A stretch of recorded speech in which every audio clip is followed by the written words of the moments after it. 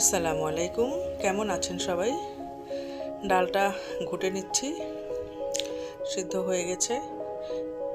ভালো করে ঘোটা হয়ে গেলে গরম পানি দিয়ে নেব, ভালোভাবে সিদ্ধ করে নেব। একটু লবণ দিয়ে নিচ্ছি। দেখতে দেখতে বছরটা পেরিয়ে গেল। আজকে বছরের শেষ দিন, শুরু হচ্ছে নতুন বছর।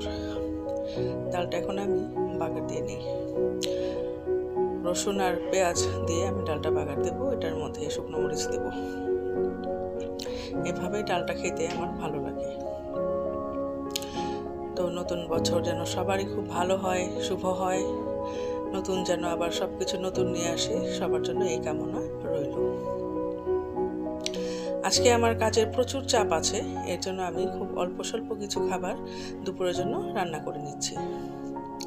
ডালটা আমার হয়ে গেল। এখন আমি একটু মলা মাছ ভাজি করে নেব, মানে পেঁয়াজ কাঁচামরিচ দিয়ে ভাজি করে নেব। এর মধ্যে আমি কোনো রকম পানি দেব না। চলুন যাই এখন মলা মাছটা ভাজি করি।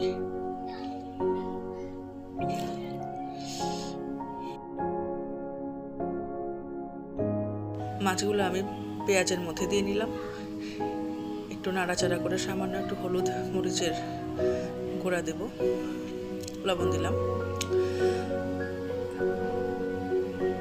ভালোভাবে মিশিয়ে নিচ্ছি।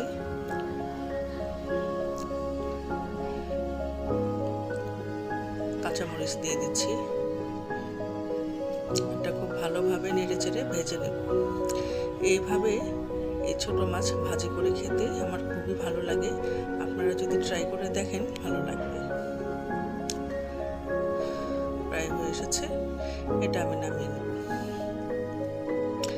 এখন একটু মাছ ভুনা করে নিই। চলুন, মটরশুঁটি টমেটো দিয়ে পাঙ্গাস মাছ আমি ভুনা করে নিই। পাঙ্গাস মাছটা বাচ্চাদের জন্য আমি খুবই নিশ্চিন্তে ওদের খাওয়াতে পারি, কারণ এতে কোনো কাটা বাছার ঝামেলা থাকে না। আমার সহজেই ওদেরকে খাওয়াতে আমার সুবিধা হয়। ভালোভাবে মশলাটা কষিয়ে নিচ্ছি। দিয়ে দেবো মটরশুঁটি।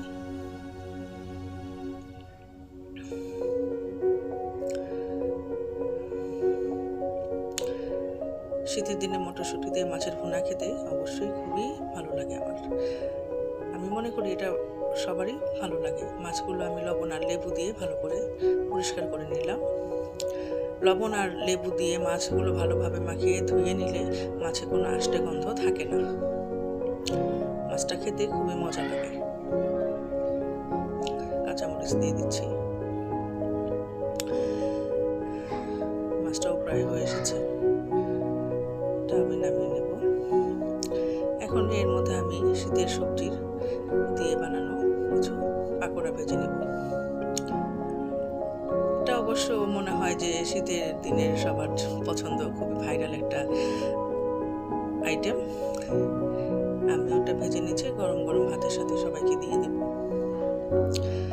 আজকে এটুকুই আমার আয়োজন ছিল। বিকালে আবার অনেকগুলো কাজ আছে। নতুন বছরের কিছু আইটেম আমি তৈরি করে নেব, নতুন বছরের আয়োজন আছে। এটা আমি খুব অল্প পরিমাণ দুপুরের খাবার সব কিছু রেডি করে নিলাম।